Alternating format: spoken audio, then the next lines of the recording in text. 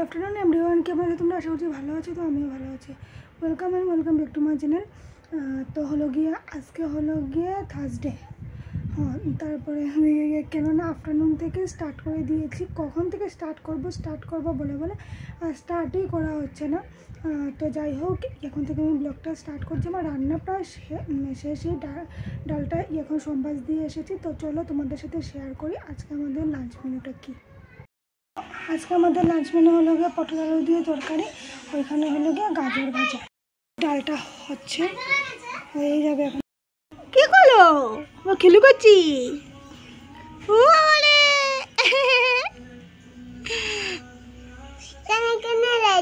ওখানে, ওইটাই তো কথা, ওখানে লাইট জ্বলে, এখানে এটাই তো কথা গো।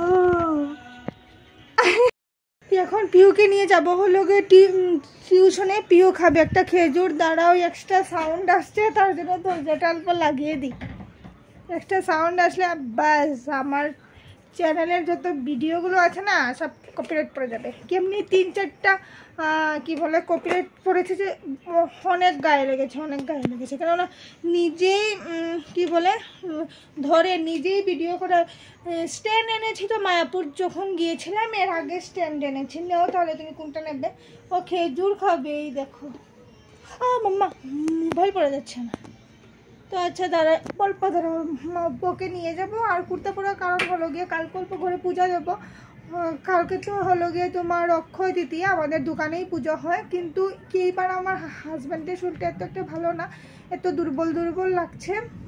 তো কালকে গিয়ে ডক্টর দেখিয়ে আসে, বলছে তুমি ঘরে এমনি লক্ষ্মী গণেশকে দিয়ে দাও বলেছে। আমি বলেছি আচ্ছা ঠিক আছে, তাহলে কালকে দিয়ে দেবো। আর 2-4টা ঘর নেমন্তন্ন করবো আর কি, তার জন্য কুর্তাটা পরে নিলাম।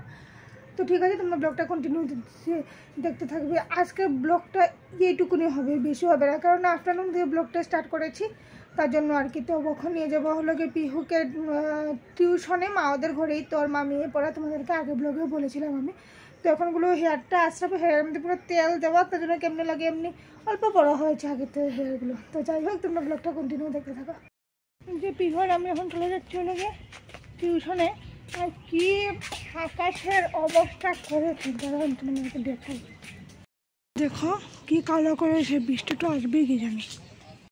তো পিহুকে নিয়ে তো কখনই আসলাম টিউশন থেকে।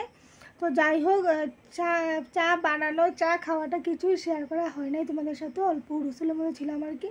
তো যাই হোক, এই যে পিহু ওইখানে বসেছে পড়াশোনা করছে। আজকে আমরা নিচেই বসলাম, তার কারণটা হলো গিয়ে দেখাই, দাঁড়াও তোমাদেরকে। যে তার কারণটা হলো গিয়ে আমার হাজব্যান্ডের শরীরটা অনেকই খারাপ, পুরো লো প্রেশার হয়ে গেছে, তার জন্য ডক্টর স্যালাইন দিয়েছে।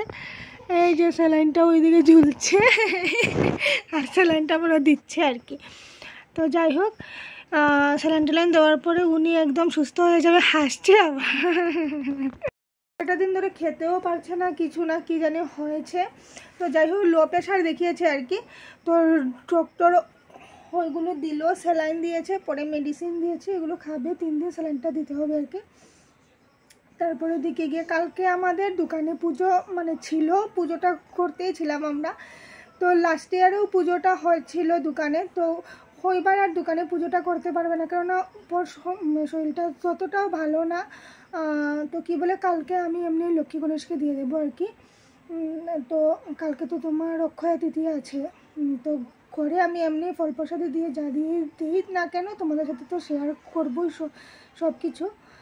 তো আচ্ছা ঠিক আছে, আর কি দেখাবো তোমাদেরকে? আর দেখানোর মতো কিছুই নেই।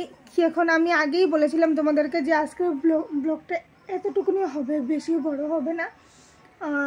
তারপরে দিকে গিয়ে পিহুকে পড়াচ্ছি, অল্প টাইম পড়াবো। কাপড় আছে কতগুলো, কাপড়গুলো গুছাবো। কালকে তো নিরামিষেই খাবো, তার জন্য সব কিছু ধোয়া পাকলা করে রাখবো। তো আজকের জন্য ভিডিওটা আমি এতটুকুই রেখে দিলাম।